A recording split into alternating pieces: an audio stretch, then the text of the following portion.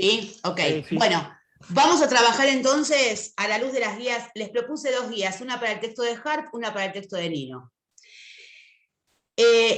Mi primera sugerencia, no se vuelvan locos, sé que los 2 textos son complejos.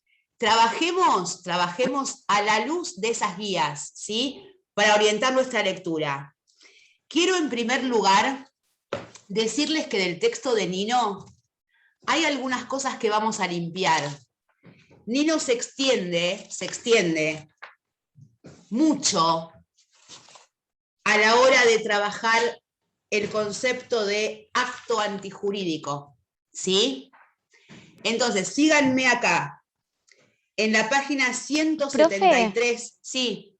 disculpe, Milena. ¿puedo hacer una consulta? No, Ay, soy Victoria, pero Victoria, tengo el nombre. Victoria, Reina Victoria. Sí, recién me vuelvo a unir. Sí. Le quería hacer una consulta. Si mal no recuerdo, el jueves 14 a las 20:30 juega Argentina-Perú. O sea, no lo digo por mí, lo digo por usted, que es muy futbolera, y no sé si eso va a alterar el tema del encuentro.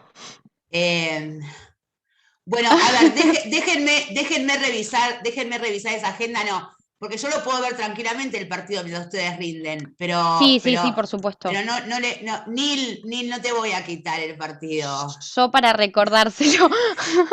Me parece que Nil es uno de los futboleros. Gracias.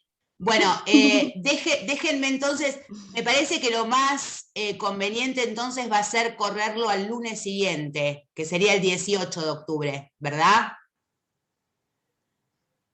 Sería el 18. Bueno, déjenme revisar y yo se los comunico vía mail.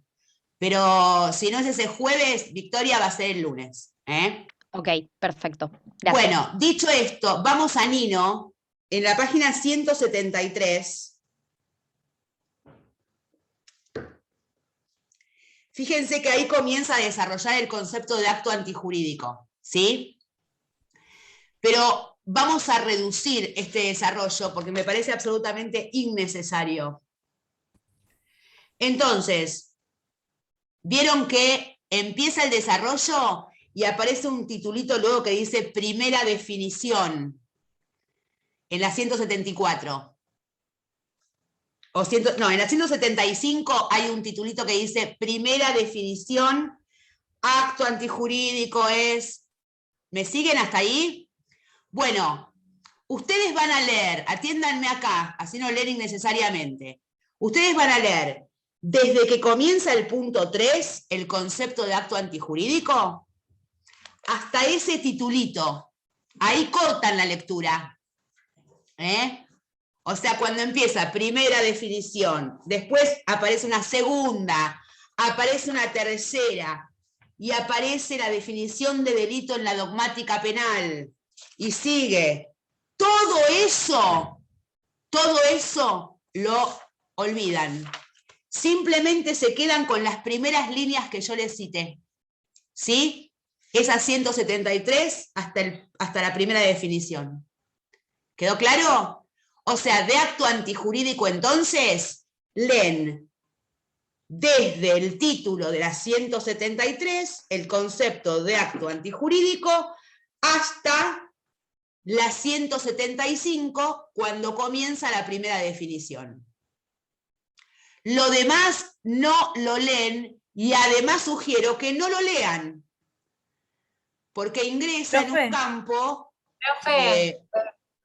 ¿La primera definición entra? ¿Cómo? ¿La primera definición la leemos o no? No, no la leen. Ninguna. No leen ninguna. No leen ninguna. Leen solamente el comienzo, el comienzo, y en la primera definición cortan y directamente se van al próximo concepto, que es el de responsabilidad. ¿Sí? Yo me voy a ocupar de cerrar el concepto de acto antijurídico, pero no quiero que se confundan innecesariamente. ¿Quedó claro esto? Ay, profe, ¿le puedo decir algo? Claro. Ay, no estamos grabando, esperen. ¿O ¿Sí sí? puede repetir? Ah, sí. ¿Sí puede repetir? Porque a mí se me cortó 2 veces. Y no escuché nada. Bueno, sí, repito. De acto antijurídico solamente leen el punto A. de la 173 a la 175 y cortan cuando empieza la primera definición. ¿Bien? ¿Quedó claro? Bueno, luego, denme un minuto. Entonces van a pasar al concepto de responsabilidad.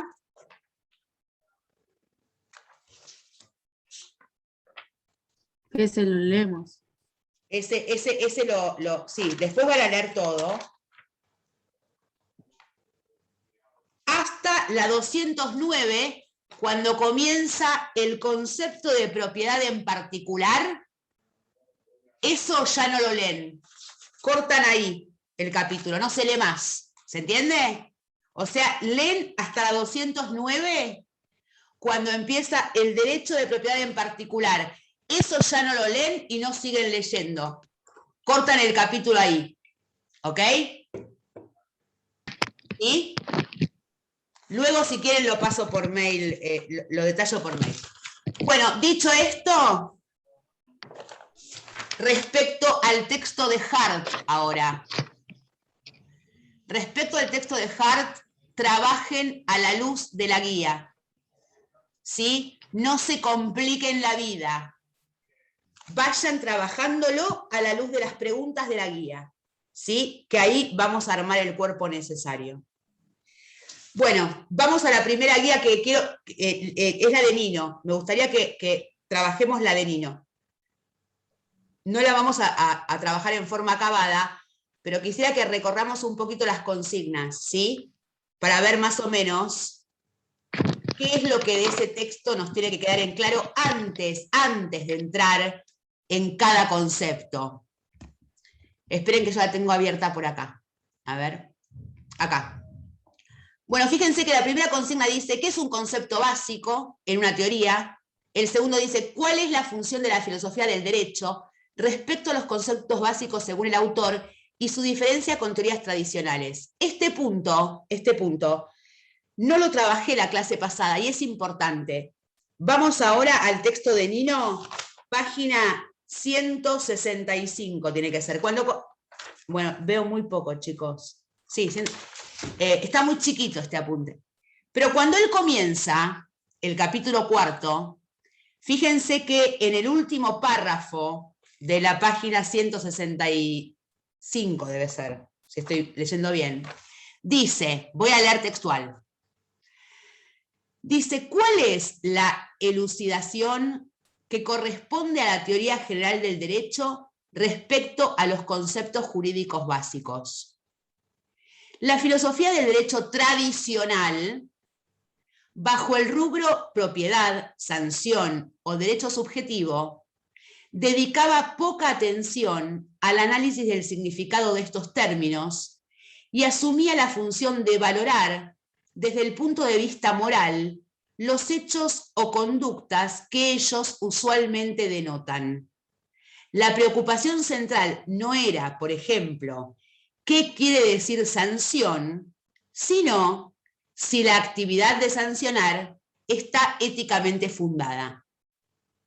A esto apunta esa segunda consigna, a que la propuesta de de Nino, de la mano de Kelsen, va a ser elaborar una teoría descriptiva de los conceptos jurídicos. O sea, cuando Kelsen propone su teoría pura y propone este esquema de definición de los conceptos básicos del derecho, lo que está proponiéndonos es una descripción de los conceptos y del sistema,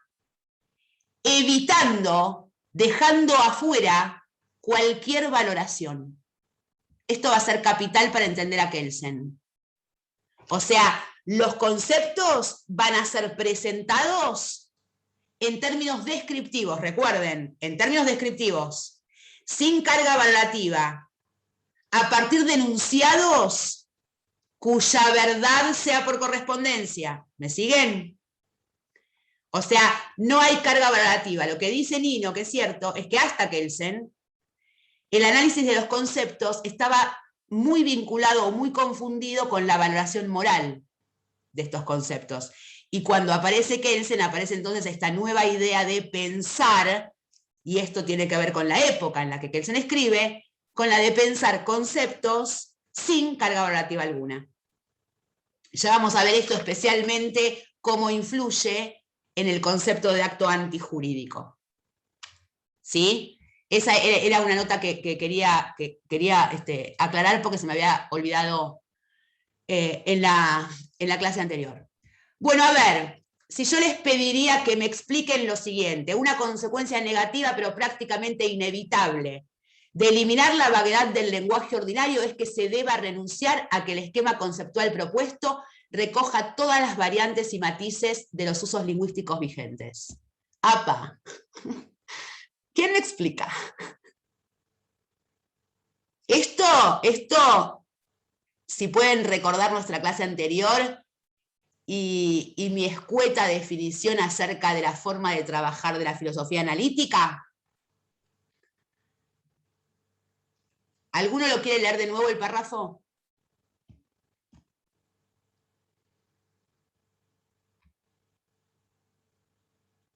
Yo lo leo, profe, si quiere. Léalo de nuevo, Dani. Una consecuencia negativa, pero prácticamente inevitable, de eliminar la vaguedad del lenguaje ordinario es que se deba renunciar a que el esquema conceptual propuesto recoja todas las variantes y matices de los usos lingüísticos vigentes. Bueno, a ver, ¿qué entiende? A ver, algún voluntario. A ver, sin miedo, ¿qué entienden? Que se use un lenguaje específico. O sea, jurídico específico, ¿no? Está tratando de decir eso, que se diferencie del lenguaje ordinario, común de la gente. Bueno, a ver, muy confuso, diría la profe en el parcial. A mí lo que me, o sea, durante estas 2 hojas de Nino, habla todo el tiempo del esquema. Ay, me lo perdí. El esquema conceptual, ¿no? ¿Dónde está? Bueno, sí, el esquema conceptual. Y es como que eso, o sea, yo me imagino armar un esquema sobre una palabra para, o sea, no, eso es como que no lo entiendo. A ver, vamos a pensarlo juntas, Dani, qué fácil. Vamos a pensar todos juntos esto. Nino está presentando un título que es conceptos básicos, ¿no? Entonces, lo primero que nos invita a pensar es qué es un concepto básico. Y él dice, y esto es válido para toda teoría, no solamente para la teoría del derecho. En toda teoría, si ustedes van a la teoría política, a la teoría física, a la teoría sociológica, en toda teoría hay un sistema. Un sistema. ¿Qué es un sistema? No olviden esto. Un conjunto ordenado de cosas, de algo. Mire cómo aprendió, venga. Un sistema, exactamente, es un conjunto ordenado de elementos. Ahora, ese conjunto ordenado de elementos, ¿es un conjunto que se me ocurrió ordenar porque estaba aburrida? No. Es un conjunto ordenado de elementos que todos, ¿sí?, tienen que ver con una función. Pensemos en el sistema, en cualquier sistema de nuestra biología, en el sistema circulatorio. El sistema circulatorio, bueno, miren dónde me meto yo, que no tengo la menor idea de lo que es un sistema circulatorio, pero vamos a jugar. En el sistema circulatorio hay varios órganos que conforman ese sistema. Cada órgano tiene su función propia, pero a su vez esa función está relacionada con la función de otro órgano a los fines comunes, ¿no? Entonces, si pensamos el derecho, pensamos que el derecho está conformado por muchos elementos. Claramente, los elementos que van a conformar el derecho son las normas jurídicas, ¿verdad? Ahora, esas normas jurídicas tienen un orden. No es un conjunto aleatorio, ¿no? Desordenado, no, es un conjunto que tiene, en principio, un orden jerárquico, un orden de coordinación, todos con un mismo propósito. Ahora, ese sistema, y acá voy a Dani que habla del esquema conceptual, ese sistema está propuesto a partir de ciertos conceptos que son básicos porque son fundantes. Pensemos esto. Si digo derecho, no podemos pensar siquiera en un orden jurídico o en un sistema jurídico si no aparece la palabra sanción. ¿No? O sea, son conceptos que hacen al fenómeno y conceptos que no pueden faltar. O sea, son necesarios. ¿Sí? Entonces, si pienso en los conceptos básicos, yo personalmente lo pienso como los cimientos, ¿no? O sea, los conceptos donde se planta la ciencia jurídica, ¿sí? Esos cimientos o esos fundamentos que no pueden faltar, ¿sí? Entonces, a eso va, Dani, el tema del esquema conceptual. Un esquema conceptual tiene que ver con una teoría, ¿sí? Y una teoría, chicos, una teoría es algo muy sofisticado. O sea, es una propuesta, en términos de teoría del derecho, es una propuesta acerca de qué es, cómo se entiende el derecho, el fenómeno jurídico. ¿Sí? En ese esquema conceptual vamos a encontrar conceptos básicos, algunos que Nino va a llamar, y muchos otros autores, primitivos, y otros que son derivados. Los conceptos primitivos son aquellos que no apelan a ningún otro para ser definidos. Son los conceptos originarios u originales. Sanción. Ya vamos a ver esto con Nino. ¿Pero queda más o menos claro, Dani, lo del esquema? Sí.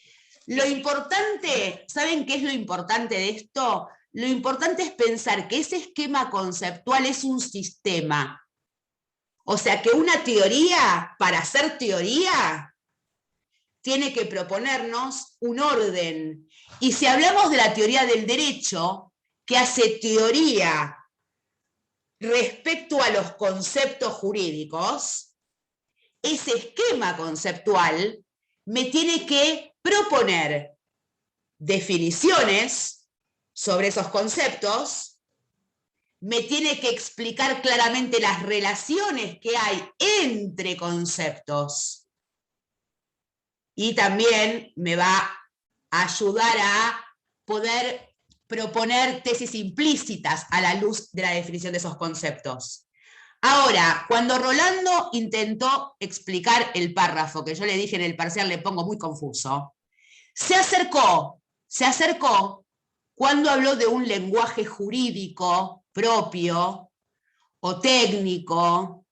Lo cierto es que la teoría nos va a proponer un esquema, para usar ahora la palabra de Daniela, un esquema conceptual en relación a determinadas definiciones, ¿no? O sea, cuando Kelsen, Hart, Bobbio, Nino me proponen una teoría del derecho, me están proponiendo conceptos de conceptos, o sea, definiciones conceptuales y relaciones entre esos conceptos, ¿sí?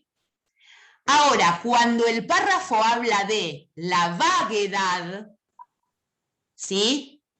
De que una nota negativa es que al momento de hacer teoría y limpiar la vaguedad no puedo traer a la teoría todos los matices de la palabra, es porque está hablando Nino en términos de filosofía analítica. Esto es lo que expliqué la clase pasada. El filósofo analítico lo primero que hace es, quiero definir sanción. Bueno, vamos a la calle. Y voy a tomar el lenguaje ordinario. El lenguaje ordinario y el lenguaje de los juristas, de los abogados, de los profesores, de los alumnos. Tomo el uso. Lo primero que hago es, atiendo a cómo se usa esa palabra. Así empiezo a hacer teoría. Ahora, cuando tomo ese concepto en su uso ordinario, para hacer teoría, tengo que limpiarlo. Porque yo no puedo hacer una teoría y ofrecerte una explicación y descripción acabada de la pirámide jurídica, describiendo sanción, acto antijurídico o deber con todas las propuestas posibles aparecidas en el lenguaje ordinario. ¿Se entiende? O sea, acá aparece lo que decía Rolando. Ese vocablo, ese concepto, lo tengo que elaborar en forma más bien técnica o restrictiva o específica. Entonces, lo que está diciendo Nino ahí es que una nota negativa inevitable es que la teoría va a proponer un concepto dejando de lado muchas posibles alternativas. ¿Se entiende? ¿Por qué? Porque el teórico lo que va a hacer con ese concepto es limpiarlo de vaguedad a los fines de resignificarlo y proponerte una definición que nunca va a poder tener, incitar todas las posibles alternativas conceptuales de aquel primer paso. ¿Se entiende esto? ¿Sí? Entonces, piensen que es como un trayecto, ¿no? Primero, tomo los modos de uso. Ahora, una vez que tomo esos modos de uso del lenguaje, lo limpio. Una vez que limpio, reelaboro. ¿Sí? Este es el trabajo que tiene que ver con trabajar analíticamente un concepto. Que por otro lado, es lo que hace Hart en ese capítulo que estamos leyendo. Si ustedes atienden a la forma en la que Hart trabaja la obligación moral y jurídica, está haciendo lo que Nino describe en esta primera parte del capítulo de él. Está Hart mostrándonos todas las complicaciones que aparecen en el uso de obligación moral y jurídica para limpiar y resignificar a partir de esas 4 características importantes o salientes que tiene la obligación moral. ¿Me siguen? ¿Sí? ¿Vamos bien? Ahí veo algunas caras que no sé. Lourdes, pusiste una cara recién, Galeli, de no sé, me sale un mito de la cabeza. Bueno, vamos a ver la próxima.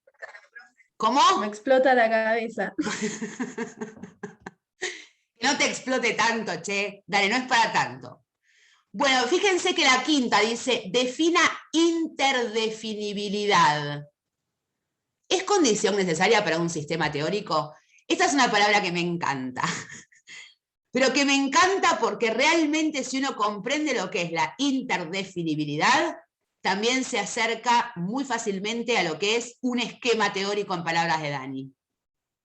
Fíjense que Nino dice, qué chiquito que está esto, dice, los conceptos elementales de la dogmática jurídica. Cuando habla de dogmática jurídica, habla de ciencia jurídica, de teoría del derecho, como quieran llamar.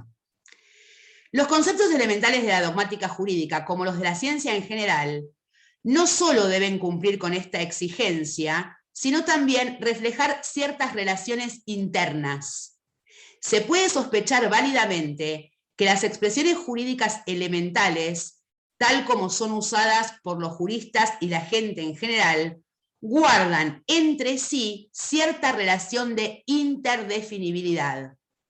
Parece posible deducir de un enunciado en el que se usa el término sanción otro en el que aparece la expresión delito, de uno que emplea la expresión persona jurídica, se puede inferir otro que habla de derechos subjetivos. O sea, ese esquema, como dijo Dani, que es un sistema teórico donde hay relaciones entre sus elementos, inevitablemente presenta relaciones internas. O sea, el concepto que yo dé de sanción va a importar una relación inmediata y necesaria con delito. ¿Sí? O sea, esto tiene que ver con la coherencia conceptual. Dependerá de la definición y conceptualización de un vocablo, cómo se relaciona con ese otro, que conforma ese mismo esquema. ¿Sí?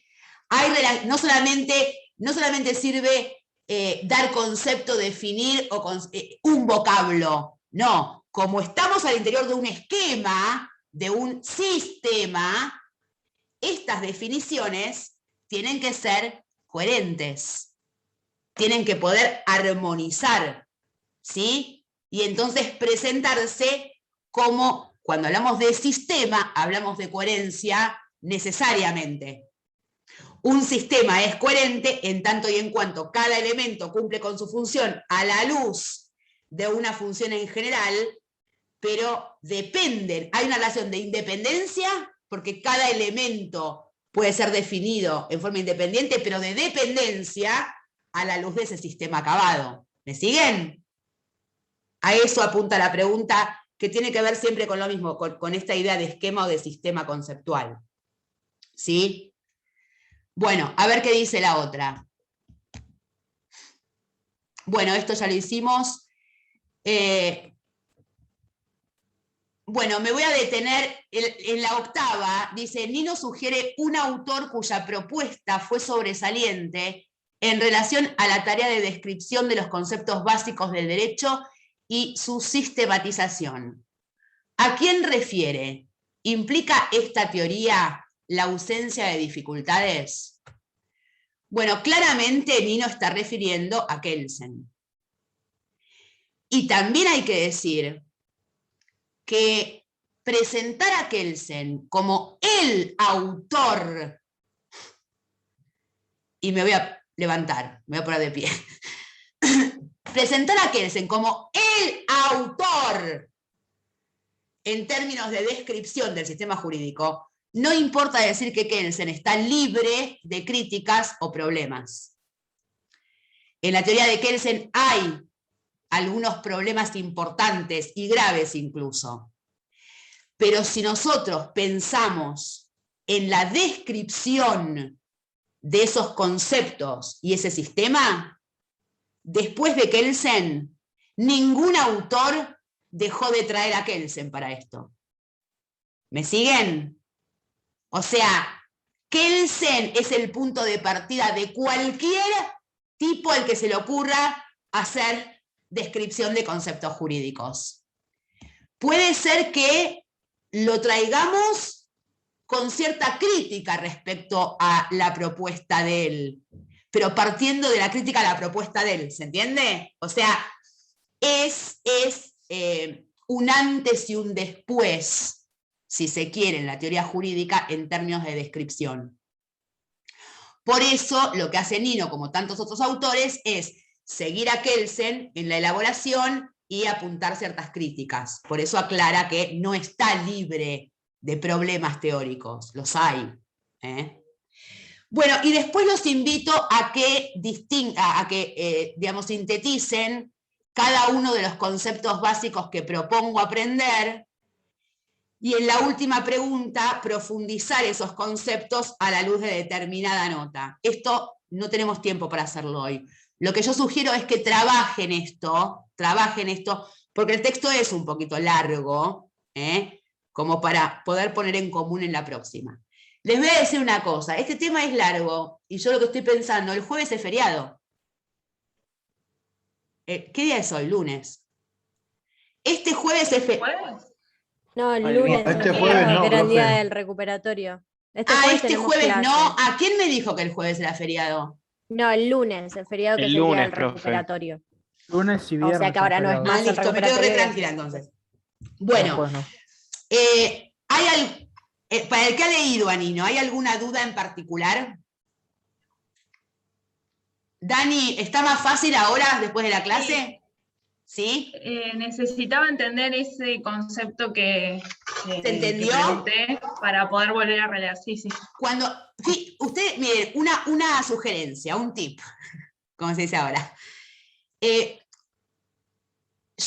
siempre me detengo primero en la palabra, en el lenguaje, cuando me cuesta comprender alguna categoría. Y si yo pienso en esquema conceptual, ¿sí? Me está proponiendo un esquema de conceptos. Bueno, este esquema de conceptos me tiene que llevar inmediatamente a la idea de sistema teórico. ¿Sí? O sea, en una teoría hay un esquema que se propone ordenado y es conceptual, claramente porque estamos trabajando los conceptos básicos del derecho. ¿Sí? También podríamos hablar de un esquema relacional, y ahí hablaríamos del esquema de las relaciones o del sistema de relaciones que tienen las normas entre sí. Acá estamos pensando en definir los conceptos básicos, esos conceptos que necesariamente van a aparecer a la hora de hacer teoría del derecho. ¿Sí?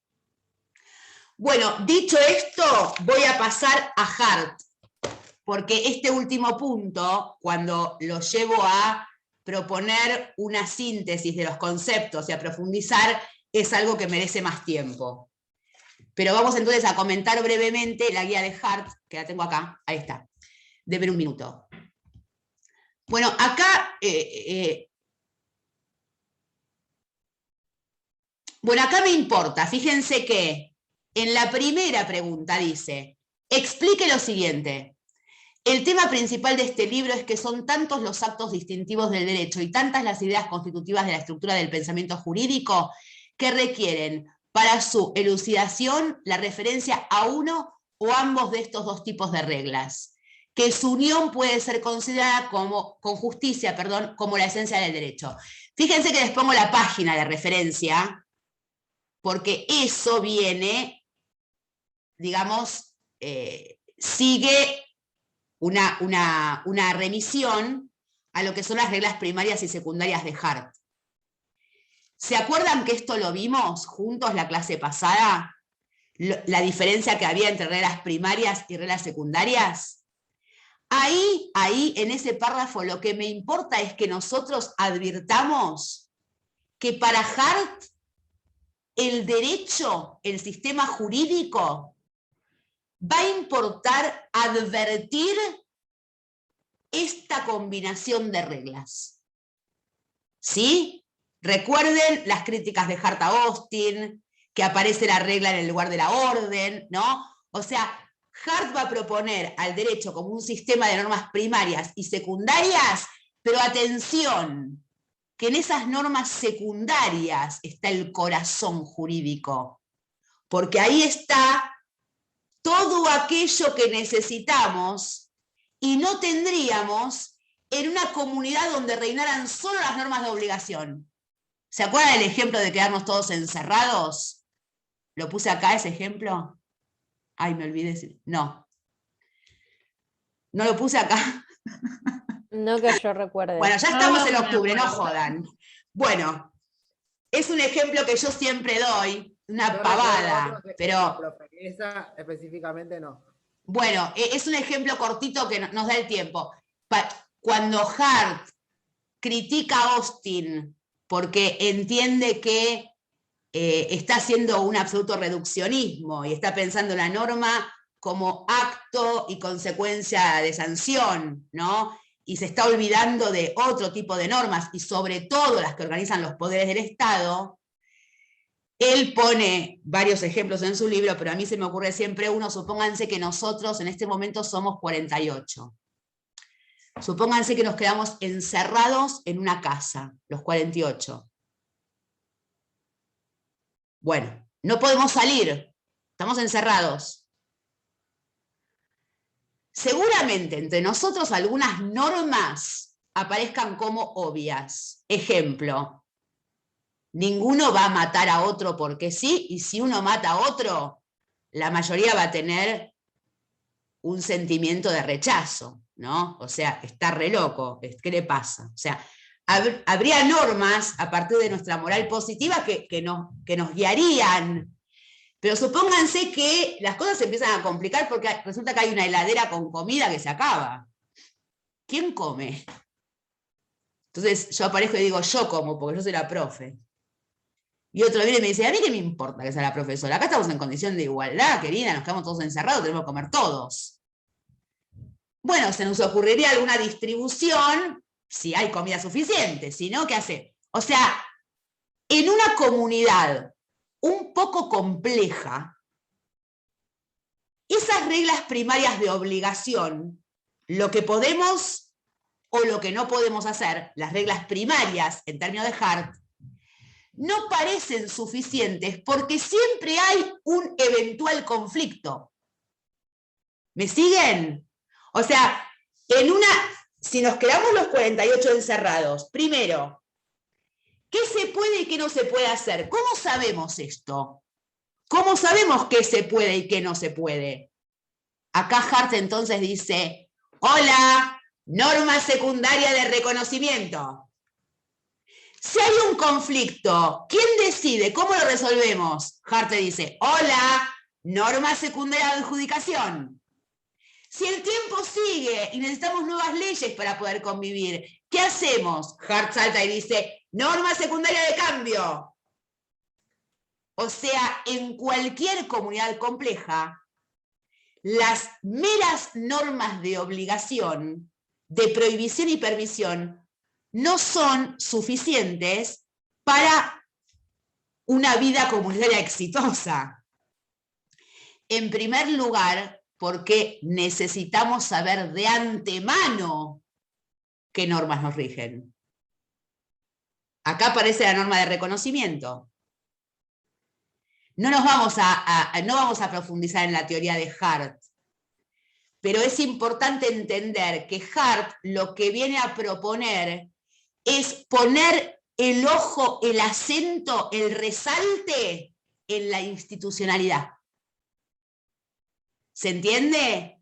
No tanto en la amenaza de sanción para determinado acto, sino en cómo ese Estado regula, modifica, resuelve, ¿sí?